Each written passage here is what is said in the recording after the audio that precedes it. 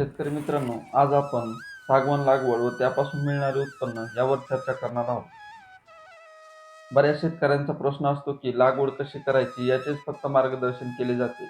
परंतु त्याची विक्री कशी व कोठे करायची याची माहिती कोणीही देत नाही. परंतु आज आपण या व्हिडिओमध्ये याची पूर्ण माहिती घेणार आहोत. त्यामुळे व्हिडिओ शेवटपर्यंत नक्की पहा. नमस्कार शेतकरी मित्रांनो, हिरवळ शिवार परिवारामध्ये आपलं सहर्ष स्वागत. आज आपण आलो आहे गणोरी तालुका फुलंब्री जिल्हा छत्रपती संभाजीनगर येथे. आज आपल्या सोबत आहेत विजय चव्हाण. विजय चव्हाण हे एक स्वतः शासकीय नोकरदार आहे. संभाजीनगर येथे नोकरी करतात आणि नोकरी करत करतच त्यांनी आपली पारंपरिक आलेली जी शेती आहे ती सोडून न देता किंवा दुसऱ्याला न देता स्वतः तिच्यामध्ये कष्ट करून तिला पण पॅरलल पिकवत आहे. तर त्यांना नवीन प्रयोग केला आहे त्यांच्या शेतामध्ये. तर त्यांनी शेतामध्ये सागवानाची लागवड केली आहे. आज आपण सागवानाची लागवड त्यांनी कशी केली, रोपटे कुठून आणले, त्यासाठी किती खर्च आला, त्याचं अंतर काय आहे, याबद्दल सविस्तर त्यांच्याकडून माहिती जाणून घेणार आहोत. तरी व्हिडिओ शेवटपर्यंत पहा, आपल्याला पूर्णपणे माहिती भेटणार आहे आणि योग्य माहिती देणार आहे. तर सर्वप्रथम आपण त्यांचा परिचय जाणून घेऊ. आपलं नाव, पत्ता आणि शिक्षण काय झालं ते सांगा. माझं नाव विजय सुभाष चव्हाण. मी राहायला छत्रपती संभाजीनगरमध्ये आहे. पण माझी गणोरीमध्ये शेती आहे. तर मी जाऊन येऊन शेती करत असतो. आणि शेतीला जोडधंदा आणि पर्याय म्हणून मी सागाची लागवड केलेली आहे माझ्या शेतामध्ये. आपले शिक्षण किती झालं आहे? माझं BA पूर्ण झालेलं आहे. आणि तुम्ही नोकरी करता छत्रपती संभाजीनगर येथे. मग नोकरी करत असताना शेतीचं कसं पाहता तुम्ही?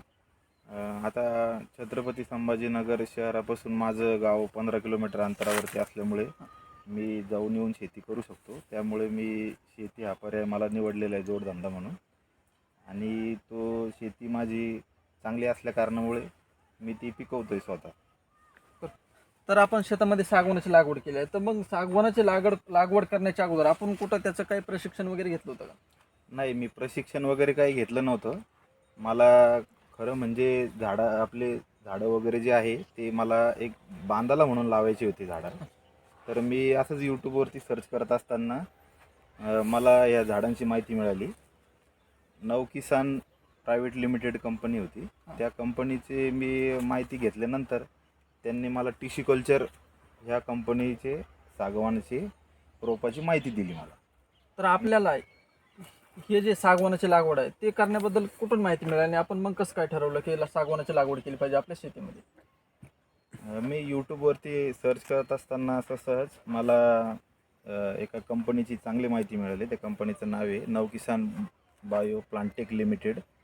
तर या कंपनीची मी बरीचशी माहिती घेतल्यानंतर यांच्या सागवान या झाडाची माहिती मला खूप आवडली. आणि त्याच्यानंतर मी त्या कंपनीसोबत कॉन्टॅक्ट करून यांची भरपूर माहिती घेतली आणि थोडंसं फील्डवरती पण जाऊन आलो. 1-2 त्यांचे प्लांट बघून आलो आणि मला छान वाटलं ते. नंतर मी कंपनीसोबत डील केली आणि बुकिंग केल्यानंतर मला त्यांनी 1 महिन्याच्या नंतर झाडं मला त्यांनी दिली. तर आपण जेव्हा झाडांची खरेदी केली रोपट्यांची, तर मग एक रोपटा किती रुपयाला पडला आपल्याला कंपनीकडून? मला ते पडलं त्यावेळेस 105 रुपयाला एक झाड. आणि ह्याचं जेव्हा लागवड केली तर लागवड करण्याच्या अगोदर काही आंतरमशागत करण्याची आवश्यकता पडली का? हो, मी त्यावेळेस नांगरणी वगैरे केली होती. नांगरणी केल्यानंतर पूर्ण व्यवस्थित त्याच्यानंतर झाडं मी ज्यावेळेस मला कंपनीने दिली होती रोपं, त्यावेळेस ते रोपं जे MP मधून आले होते. मध्य प्रदेशमधून आले होते. आपल्या इथलच्या वातावरणामध्ये जुळून घेण्यासाठी त्याला ग्रीन नेटमध्ये मी 1 महिना झाडं ठेवली होती आणि त्याला फवारणीद्वारे मी पाण्याची त्याला हे केलं, पुरवलं. आणि जेव्हा आपण लागवड करतो त्यावेळेस मग खड्डा किती बाय कितीचा घेणं गरजेचं आहे? खड्डा मी त्यावेळेस समजा 1x1चा खड्डा केला होता. तसा खड्डा मोठा पाहिजे कंपनीने सांगितल्याप्रमाणे. पण मी 1x1चा खड्डा केला होता. त्याच्यामध्ये शेणखत वगैरे थोडं टाकलं होतं खाली आणि नंतर मी प्लांटची लागवड केली होती.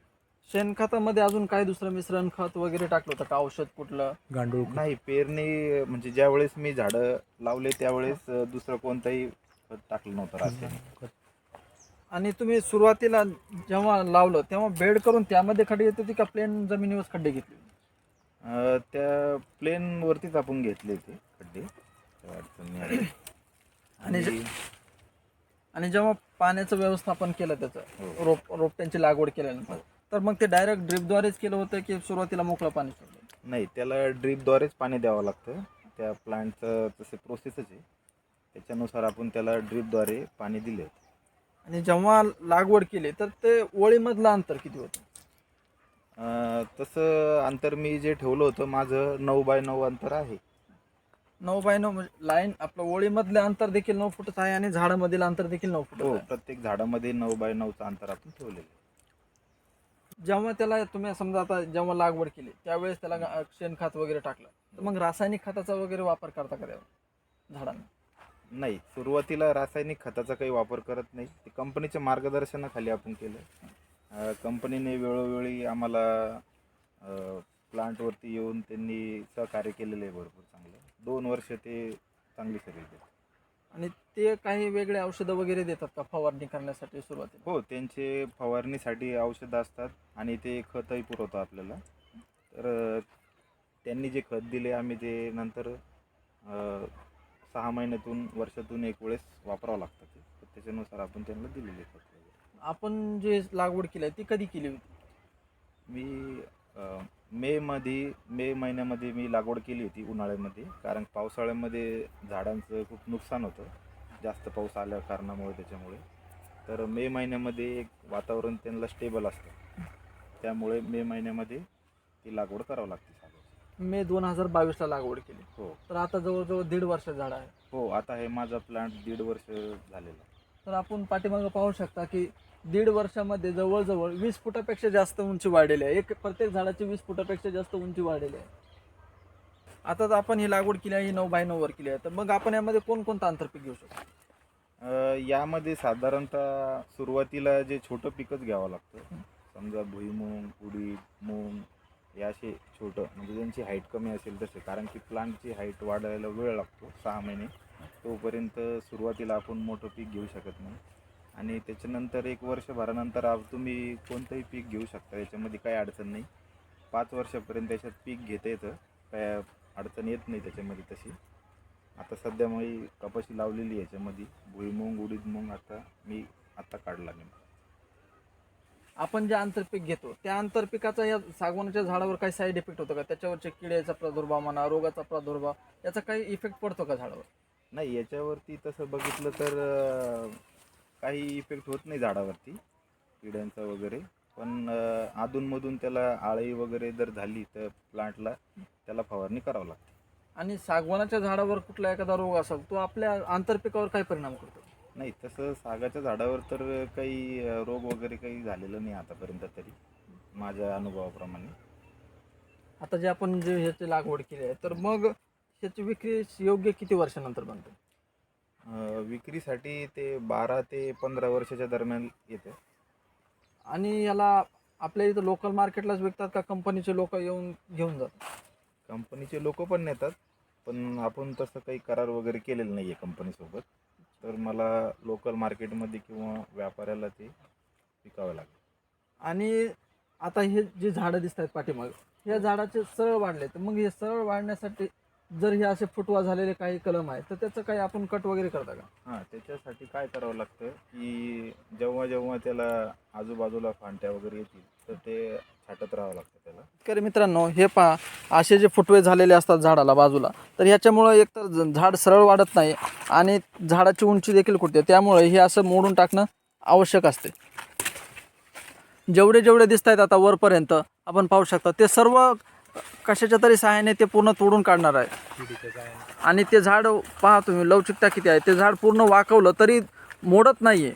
त्यामुळे खूप बळकट झाड असल्यामुळे याचं फर्निचरसाठी आपल्या इकडं मोठ्या प्रमाणावर वापर केला जातो. आणि याचं फर्निचर बनवण्यासाठी हे खूप महागात विकतं. त्यामुळं हे शेतामध्ये लावणं कधीही फायद्याचे ठरते. आपण पाहू शकता की याची जी पानं आहेत, फांद्या आहेत साईडला उगवलेल्या, त्या तोडून काढणं एकदम आवश्यक असतं.